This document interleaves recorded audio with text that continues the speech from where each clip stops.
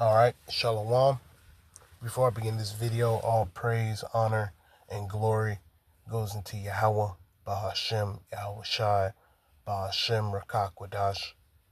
Double honors to the elder apostles of Great Millstone, GMS, who rule well and teach well, taught us this truth, as well as the sincere salutations to the elder bishops, along with you brothers who are laboring all throughout the four winds of the earth. Yahweh, Bahashem, Yahweh Shai, Bahashem, Rakak Wadash, Barakathum. And to you brothers, man. And the title of this lesson, Through the Spirit and Power of Yahweh Shem Yahweh Shai, is Things Will Only Continue to Heat Up in Babylon the Great. Right? That things are only going to get worse.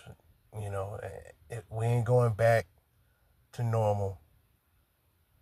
Right? Whatever that was, because it was never normal. Right, and it's going to ultimately lead to the sea hip, right, and then eventually WW3 and the Lord coming back. So let me just play, this is a little 10-minute video, and it's just speaking about Trump saying that complete surrender. All right, so you already know what that means, man. Which they, if you've seen the different video clips, they not backing down, right? Iran ain't backing down, and that's biblical prophecy. Lord's will is edifying. Iran is ramping up retaliatory attacks on its Arab neighbors as multiple sources confirmed to CBS News that Russia is providing intelligence to the regime about U.S. positions in the Middle East. Earlier today, the Tagout's Major Garrett spoke to Defense Secretary Pete Hegseth about this development for this Sunday's 60 Minutes.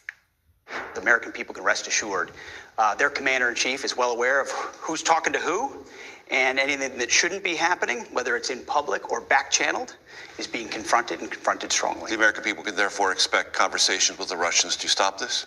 Well, President Trump, as people have seen, has a unique relationship with a lot of world leaders where he can get things done that other presidents, certainly Joe Biden, never could have.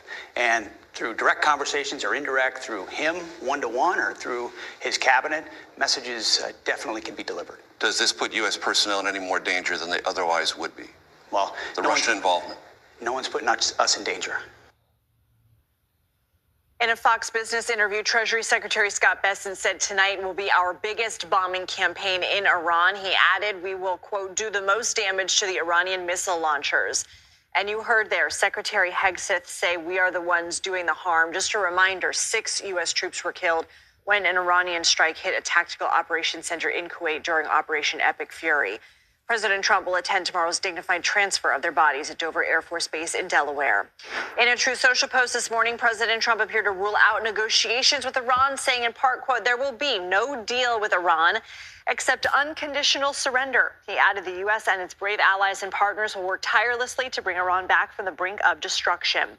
Israel announced a new phase in the war as it heavily bombed Iran's capital of Tehran again overnight. Explosions were also reported in Lebanon's capital of Beirut, where the Israel Defense Forces are targeting Hezbollah. The militant group is one of Iran's most powerful regional proxies.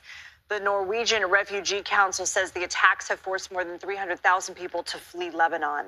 About 24,000 U.S. citizens have returned to the U.S. from the Middle East since the war began last weekend.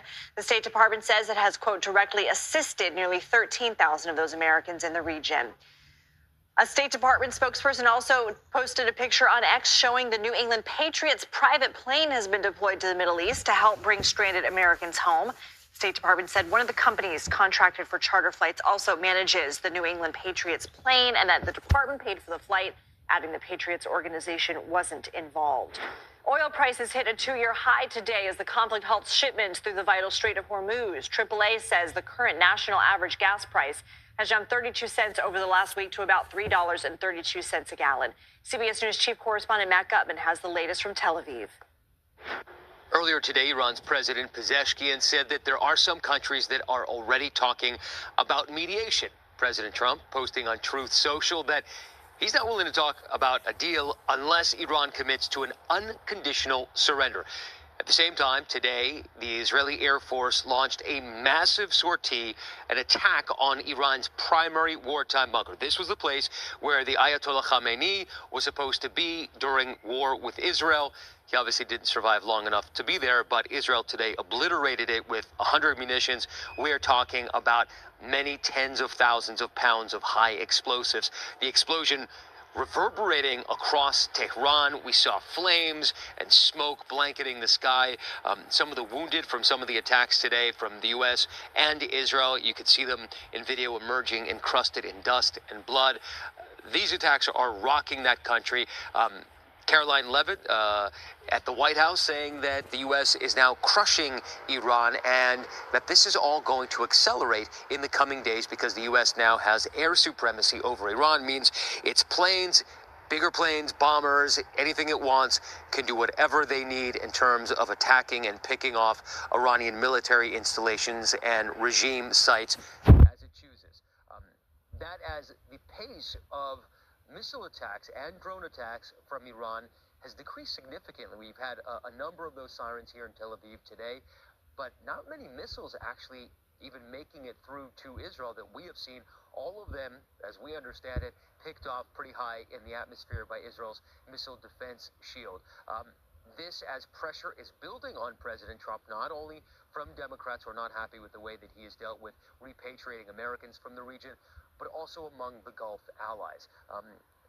An Emirati billionaire in Dubai tweeting at him, did you think about it before you pulled the trigger? Did you think about the collateral damage? And the Qatari energy minister saying that in a matter of days, the entire production of oil in many of these Gulf countries is going to stop.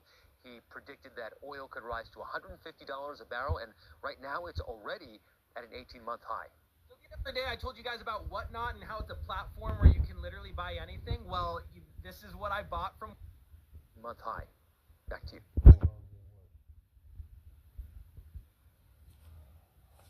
All right, so this is the book of Revelation, chapter 11, and verse 8. And their dead bodies shall lie in the street of the great city, which spiritually is called Sodom in Egypt, where also our Lord was crucified. Right, and here in spiritual Egypt, aka America, you know, all these different things happening, prophecies popping, and these people that's still against the scriptures, they're still against the Lord, they're still against the Israelites. And ultimately, they're against Yahweh Ba'ashem Yahushua, right? Because really, ultimately, we just messengers. And we can see how the people feel about the Lord. Revelation 11 and 9, it says, and they of the people and kindreds and tongues and nations shall see their dead bodies 3 days and a half, and shall not suffer their dead bodies to be put in graves. And they that dwell upon the earth shall rejoice over them and make merry, and shall send gifts one to another, because these two prophets tormented them that dwell on the earth. And after 3 days and a half, the spirit of life from Yahweh Shem Yahushua entered into them, and they stood upon their feet. And great fear fell upon them which saw them. Yeah, so, us being in this truth, Lord's will, we be of the elect. Us being in this truth and being able to understand the scriptures, that puts great fear upon these heathens. It also emboldens them to do what they do. Because best believe them,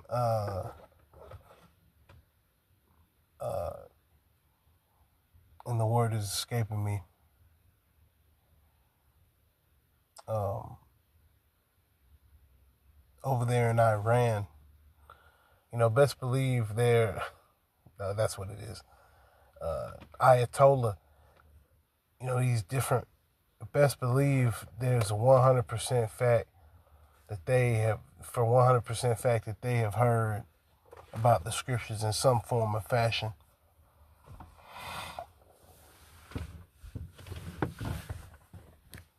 And so although, they may not give the Israelites their props, yet they still gonna fall right into prophecy.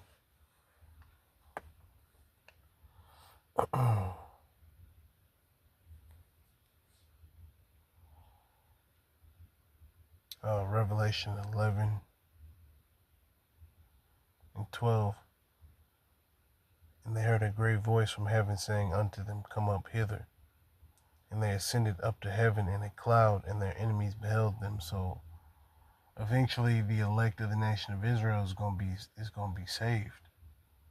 All these different all this war talk, war rhetoric, right? Ultimately it's gonna end with peace when the Lord comes back.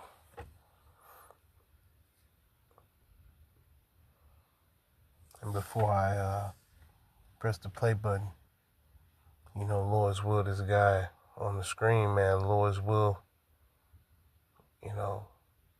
he's the last president that we had to have, man.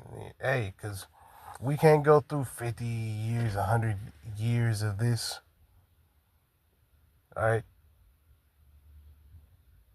The Lord is going to end this clown-ass show.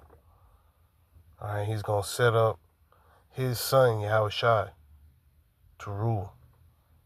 And then you're going to have the Israelites, you're going to have, the princes of the power, the elect of the nation of Israel is going to be, right up under the Lord,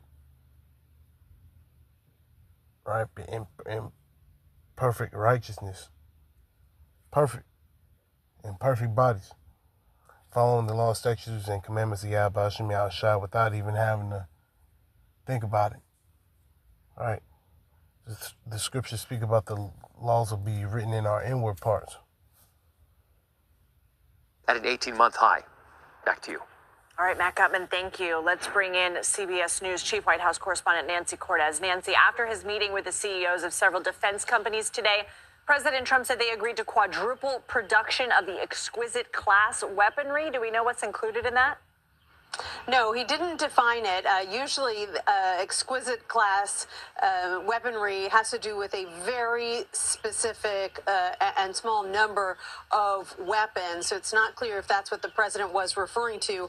Nevertheless, he does say that he met with these major producers. We're talking about Raytheon, Lockheed Martin, Northrop Grumman, Boeing, companies like that, and they discussed production and production schedules. And some of those companies did put out statements themselves afterwards saying that they are going to ramp up production.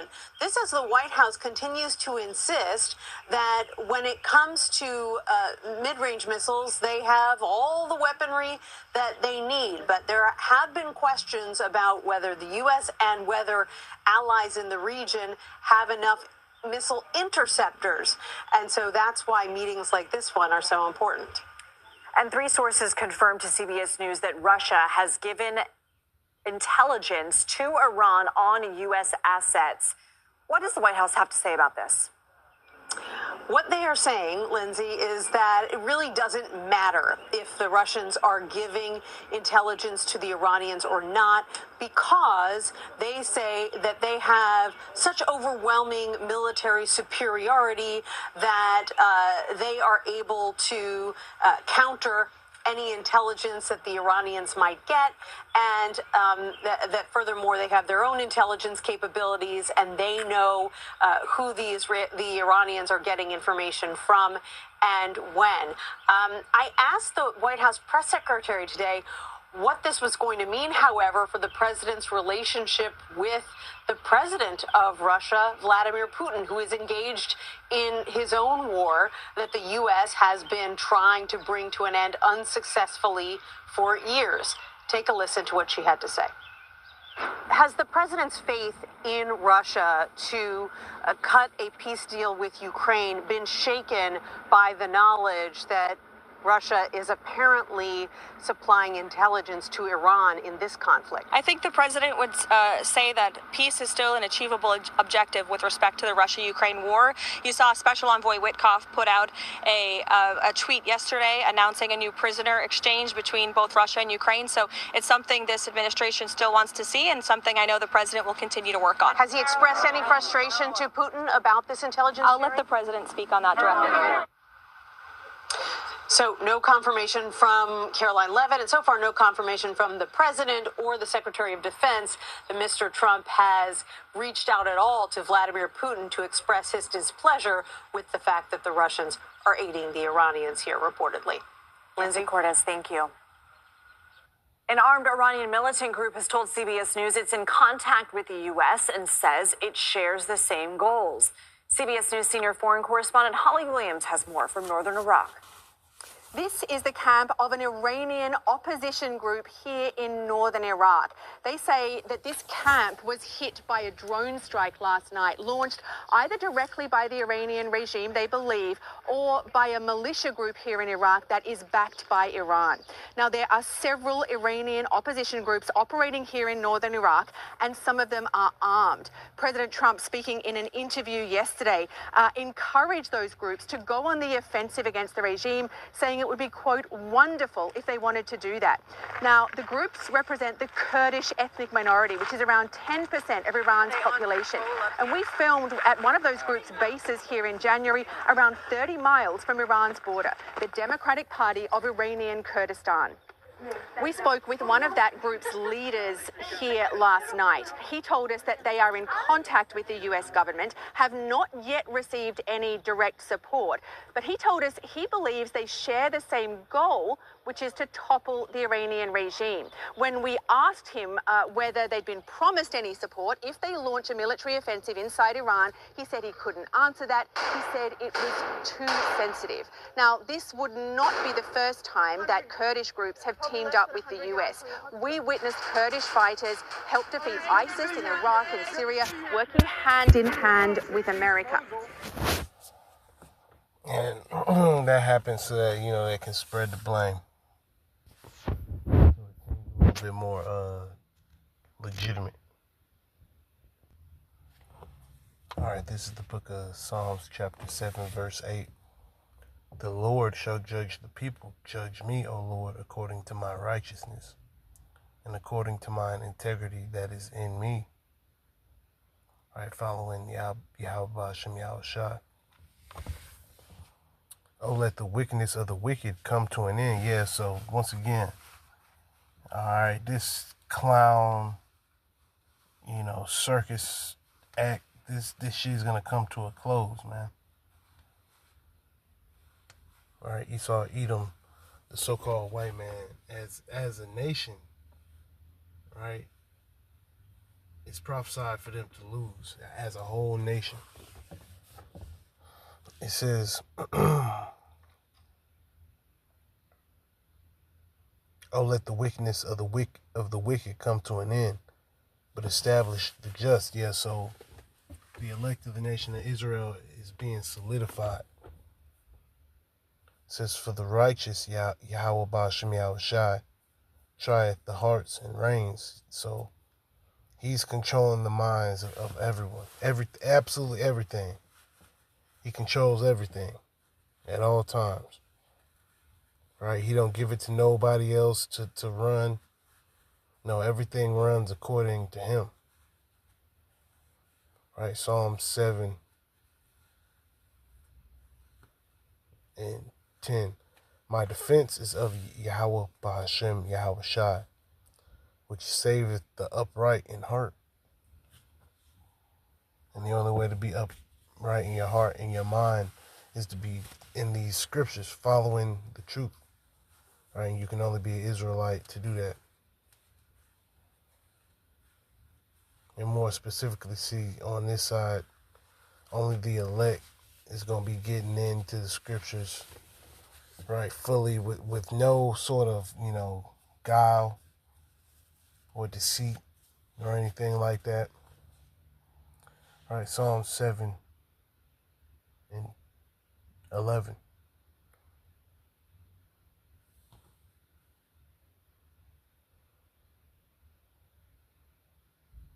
and Slovakia.